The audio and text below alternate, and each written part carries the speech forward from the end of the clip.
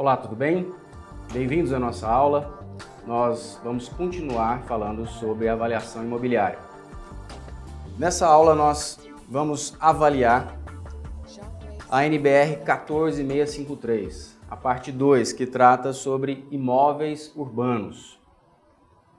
Bem, essa parte da norma, ela visa complementar os conceitos, métodos e procedimentos gerais para os serviços técnicos de avaliação de imóveis urbanos, inclusive glebas urbanizáveis, unidades padronizadas e servidões urbanas. Na aula passada nós vimos sobre os procedimentos gerais. Então muita coisa já foi falado sobre exatamente o que nós vamos adentrar agora na NBR, falando mais dessa parte 2 de imóveis urbanos. Essa parte, ela traz e fixa diretrizes para as avaliações específicas de imóveis urbanos. Bem, quanto a que ela vai falar? No caso, ela diz sobre a classificação da sua natureza, a instituição de terminologias, definições, símbolos e abreviaturas. Essa é uma parte importante, eu sempre recomendo. Leia a norma, veja os termos que você não tem muita intimidade, que não conhece, porque eles vão ser importantes para você poder avaliar e entender melhor do que a norma está realmente falando. Outra coisa que ela nos traz é a descrição das atividades básicas. Essa é uma parte importante da norma, porque ela vai nortear você sobre aquilo que você deve fazer durante sua avaliação. Depois ela traz a definição da metodologia básica.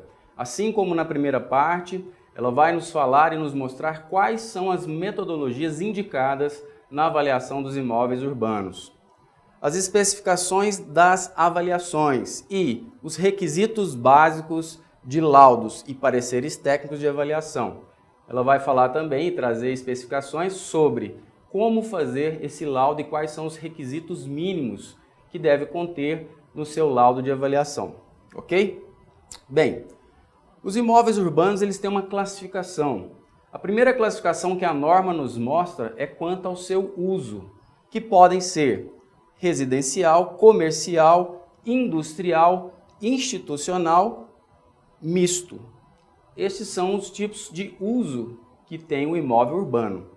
Quanto ao tipo do imóvel, ela já traz uma outra caracterização, ou seja, pode ser terreno, lote ou gleba, pode ser apartamento, pode ser uma casa, um escritório, sala ou um andar inteiro, loja, galpão e vaga de garagem.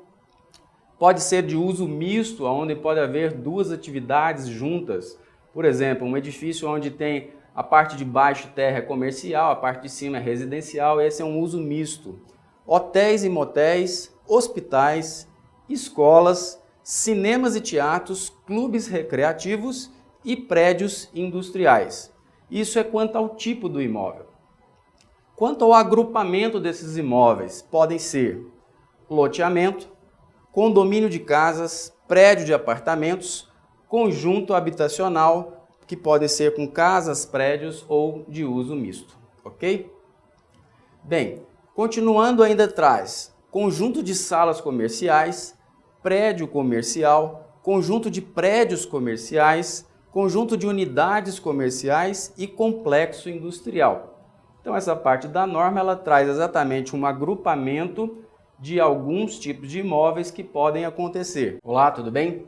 Bem-vindos à nossa aula de avaliação imobiliária e hoje nós vamos estar falando sobre a parte 3 da NBR. A NBR 14653, a parte 3, traz sobre a avaliação de bens, imóveis rurais. Bem, essa parte da norma visa complementar os conceitos, métodos e procedimentos gerais. Bem, nós já falamos sobre a parte 1, que trazia sobre esses procedimentos gerais, a parte 2 traz sobre os imóveis urbanos e agora na parte 3 são serviços técnicos de avaliação de imóveis rurais, inclusive servidões rurais, ok? Vamos lá? Bem, qual o objetivo? O objetivo dessa parte da norma é detalhar diretrizes e padrões específicos de procedimentos para avaliação de imóveis rurais. Esses imóveis rurais, diferente do imóvel urbano, ele traz uma série de outros itens bem acima, né, do que os imóveis urbanos, porque tem muito mais elementos para se caracterizar. Mas, especialmente, ele vai trazer, na norma traz, a instituição de terminologia, definições, símbolos e abreviaturas.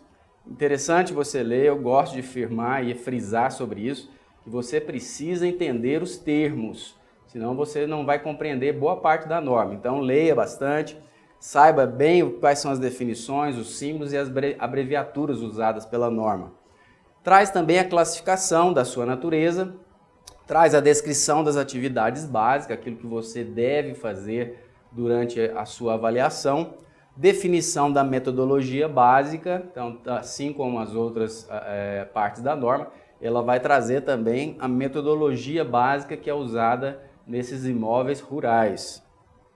Especificação das avaliações e os requisitos básicos de laudos e pareceres técnicos de avaliação. Então, assim como a parte 2, a parte 3 vai trazer esses requisitos básicos para se fazer esse laudo ou parecer técnico. Bem, os imóveis rurais, eles são classificados quanto à dimensão deles e à exploração. Quanto à dimensão, eles são separados em pequeno, médio e grande.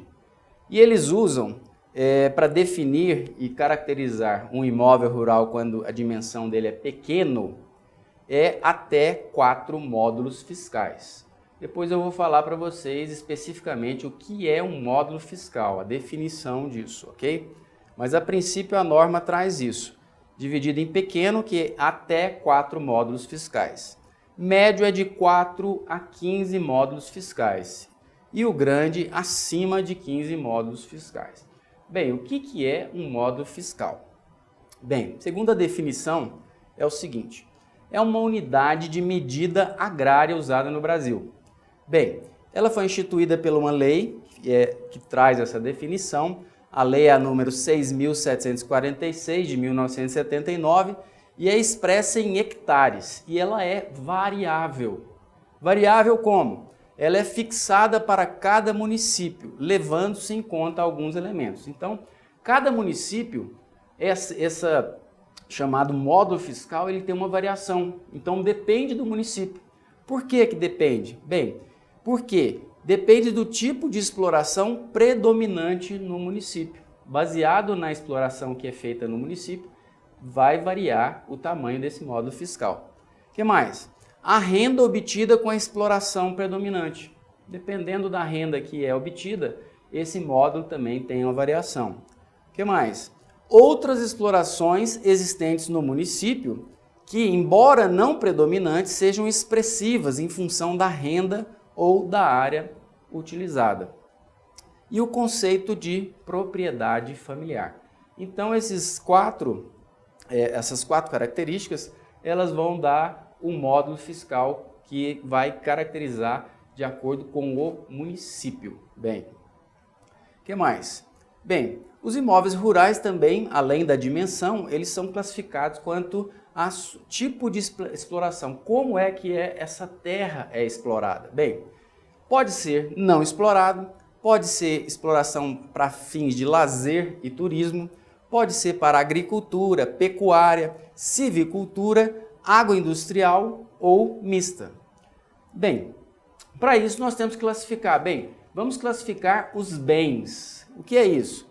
Os bens são as terras, as benfeitorias, as máquinas e equipamentos fixos ou removíveis, os veículos, os semoventes, os animais e recursos naturais.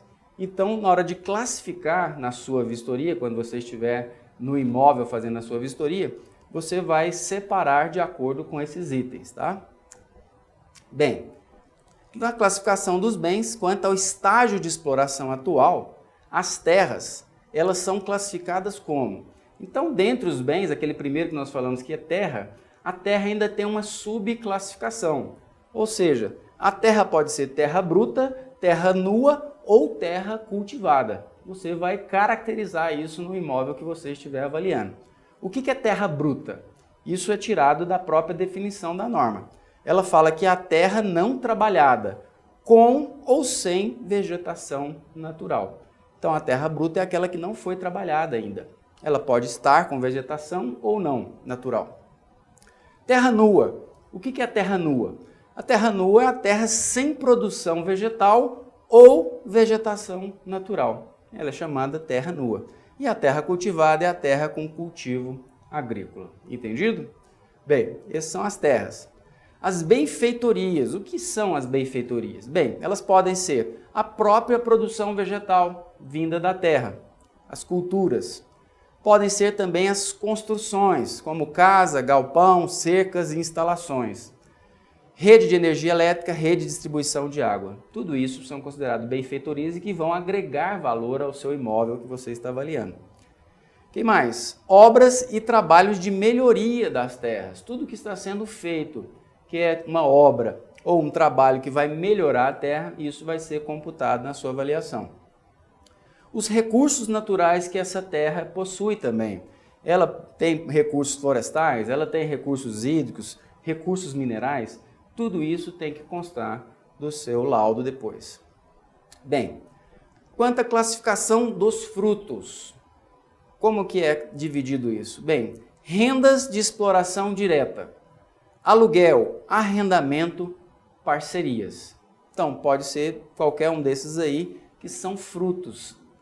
É o que a terra ou a produção dela ou as benfeitorias dela rende para o proprietário. Os direitos. Então, além de bens, nós temos frutos e temos os direitos. Quais direitos que também agregam valor?